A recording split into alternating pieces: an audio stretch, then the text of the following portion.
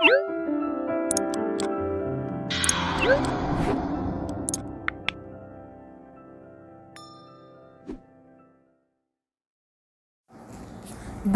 45 ሰራተኛዋ አደይ ተከታታይ ድራማ እንደተከታተልነው ለሚ ቤዛን ከኤላ ዘንዳ ደብድባ እንደመለሰቻት ስትሰራ ያገኘቻት ወይም ያጋጠማት ድርጊት አስደንጋጭና በለሚና በኤላ መካከል ይፈጽመዋል ተብሎ የማይታሰብ ነገር እንደሆነ ኤላ በጠጣው መጠጥ ራሱን ስቶ ምን እንደሰራና ምን እንዳደረገ ማወቅ እንደተሳነው ባርኮቴ ሄዶ ቢጠይቃቸውም ለሚ ያየችውን ከማንጸባረቅ ውጭ ባርኮቴ እንዳላመነና ሁሉንም በይለፍ ማለፍ እንዳለበት ወስኖ ወደ ስራው ሄዷል። ቤዛ ተመልሳ ወደ እነ ባርኮቴ መታለች። ለሚ እዛው ቁጭ ብላ ኤላ ጋር የተፈጠረውን ድርጊት ለማስረዳት ሞክራለች። ፍቅር እነዚህ ልጆች ከቤት ማባረር አለብህ፣ ስራህን አትዘንጋው፣ የተሰጠህን ስራ ሳትወጣ ቁጭ ብለህ ማደር የለብህም እያለች ናኦልን ሰላም ነስተዋለች። ናኦል ከሄደበት ከተባረረበት በኋላ ከቤት ከተባረረ በኋላ ተመልሶ ስልኩ እንደተቀማበት ለሊዲያ ነግሯታል። ግን ስልኩን እንዴት እንደተቀማበት ለመናገር ፍቅርን ማግኘት ስላለበት ወደ እነ ፍቅር ዘንዳ ተመልሶ ሲመጣ ደባ አግኝቶት ለምን እዚህ ቤት እንዳላይ ብዬሃል ነበረ፣ ለምንድን ነው የመጣኸው በማለት ሲጠይቀው አይ ፍቅርን ፈልጊያት ነው እመለሳለሁ ብሎ ተመልሶ ገብቷል። ደብ ግን ስመለስ እዚህ ቤት እንዳላገኘ ብሎታል። ከዛም በኋላ ደብ እዚህ ቤት እንዳላገኘ ይበለው እንጂ ስራውን አሁንም የፍቅርን ሴራ ለማሟናት ወደኋላ ያላለው ናኦል ከወዳ ከወዲህ ስራውን ለማሳካት ወይም የታዘዘውን ለመፈጸም እየተሽከረከረ ይገኛል። ግን እውነት ከአደይ አታለው አደይን የተሰጠውን ተልእኮ ይወጣ ይሆን ወይስ ተፍጨርጭሮ ይቀር ይሆን? ከተኛችበት ዘው ብሎ ገብቶ ወይኔ ይችን ትመስል ልጅ እንዴት አባቷ ታምራለች እያለ አይተናል። ክፍል 45 ክፍል 46ን ምን ይዘው ልንቀርብ ሁላችንም በጉጉት እንጠብቀው የነበረ ነው። ውድና የተከበራችሁ ቤተሰቦቼ አሰላሙ አለይኩም ወራህመቱላሂ ወበረካቱ። ሰላም ጤና ይስጥልኝ በያላችሁበት የዓለም ዳርቻ ሰላም፣ ፍቅር፣ አንድነት አይለያችሁ።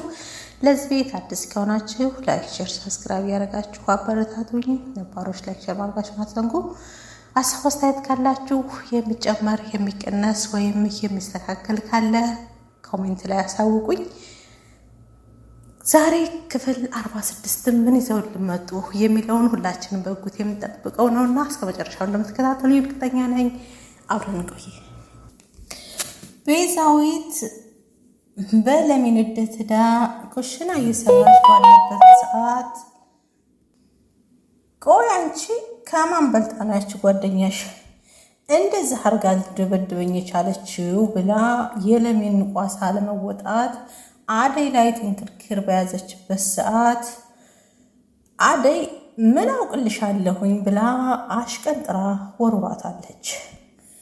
ለሚ ከኤላ ቤት እየመጣች ያለ መንገድ ላይ እንደለመዱት ቁጭ ብለው ዳይመንድና ድንቁን ታገኛቸዋለች። ቆይ እናንተ አለች። ልክ ሲዋት ድንግጥ ብለው አንቺ ነሽ የተረገምሽ ብሎ ዳይመንድ ደንግጦ በድንጋጤ ሲናገራት ቆይ እናንተ ምፈርሳል እንዴ እዚህ ምን ትሰራላችሁ? ምንስ እያደረጋችሁ ነው? እያለች ለማንኛውም አብሽሩ ብላ ወደ ቤት አቅንታለች። ቤዛዊት አደይን ትንክርክር እንደያዘቻት ለሚ ደርሳለች። ለሚ ከመካከሉና አደይን ጫፏን ብትናገሪያት ውርድ ከራሴ ነው እያለች ከበፊቱ የበለጠ ሴራ እያሴረችባት ትገኛለች። ናኦል ዘው ብሎ ቤዛዊት ክላስ ገብቷል። ምን ልሰራ መጣህ? ማንህን ሳንተ? እያለች መንጨርጨሯን ቀጥላለች። እኔ ናኦል ነኝ፣ በስተት ነው ክላስ የገባሁት ብሎ ቢላትም እኮ ፍቅር ናት አይደል የላከችህ ብላ እርዱኝ እያለች ጩኸቷን ቀጥላለች። አንተን እዚህ ቤት ማን ነው አድራጊ ፈጣሪ ያደረገህ? እዚህ ቤት አድራጊዋም ፈጣሪዋም እኔ ነኝ። ባርኪ እኔን ነው አድራጊ ፈጣሪነቱን የሰጠኝ እያለች መልሱን ታይዘዋለች። ሊሊ ወደ አደይ ስትመጣ እሷ ደግሞ ቤዛዊት ተመልሳ እንደለመደችው ኤላ ቤት ሄዳለች። ምንም እንዳልተፈጠረ ምንም እንዳላደረገች እና ግን ለሊ ሆን ብላ እንደደበደበቻት በሐሰት አሁንም ምስክር ይዛለኝ። እሱም አምንሻለሁ፣ እሷንም ሰምቻታለሁ፣ ግን ማመን አቅቶኛል። አንቺ ንጹሕ ጓደኛ ነሽ ይላታል። ተንኮል ያዘለችው ቤዛ አሁንም ምን ልትሰራ እንደሄደች መገመት አያጠራጥርምና ወዳው ግን ሊዳ ቀበጧ የፍቅር መቀሷ ብቅ ብላባቸዋለች። ከዛም በኋላ አንቺ ለሊባትሄድ ደግሞ አንቺ ምን ልትሰሪ መጣሽ እያለች ያለው በግዱ አልናፈቅም ናፍቄሃለሁ እኮ ብላ ሰላም ስትለው ቤዛዊት በቅናት ሳትንጨረጨር አልቀረችም። ለማንኛውም አለችና ተቆጣሽ ተናደርሻ ብላ ግን በቃ ሄድኩላችሁ። ግን ምንድነው አንተ ምንጊዜም ለምን ትመጫለሽ? ኤጅ አሁንስ ዘገይ ምንድነው አለችና አሁንስ በጣም በዛ ብላ ውልቅ ብላ ስትሄድ በያንቺን ተከትለሻት ሂጂ ብሎ ላድር ነበር የመጣሁት ብትለው ማደር እንደሌለባትና ተመልሳ እንድትሄድ መልሷታል። ደብ ናኦልን እህቴ እንድትተናኮላትና እንዳደይ ዋንተና ያርገኝ በእህቴ መጣ ወራጅ አለ ብሎ አስጠንቅቆታል። ሌሊ ባርቄ ክላስ ገብታ አልጋ እያንጣጠፈች ባለበት ሰዓት ናኦል የተላከውን ለማሳካት ዘው እያለ ክላስ ገብቷል። እኮ ምን ልትሰራ ነው የመጣኸው ብላ ስትለው አንቺን የመሰለ ልጅ አልጋ ሲያነጥፍ ሳይ በጣም አዘንኩ ብሎ ሲላት ድርድር ማታቀው በሴትነቷ ሌሊ አንድ ጊዜ በጥፊ ያቃጥለዋለች። ከዚህም በኋላ አጠገቤ እንዳደርስ ብለዋለች። ሊዲያ በናኦል እጅ መግባቷ አልቀረም። ግን ናኦል አሁንም ዘው ብሎ አደይ ክላስ መግባቱን አላቆሙም። አደይ ክላስ እንደለመደ ዘው ብሎ ከገባ በኋላ በርቀት ድምፅ ይሰማልና ራሱን ማመን ያቃተው ናኦል ላፍ ብሎ ወጥቷል። የለበሰችን ብርድ ልብስ ገለጥ አድርጎ እያያት እያለ ድምፅ ሲሰማ ጥሎ በሩን ዘግቶ ተሰውሯል።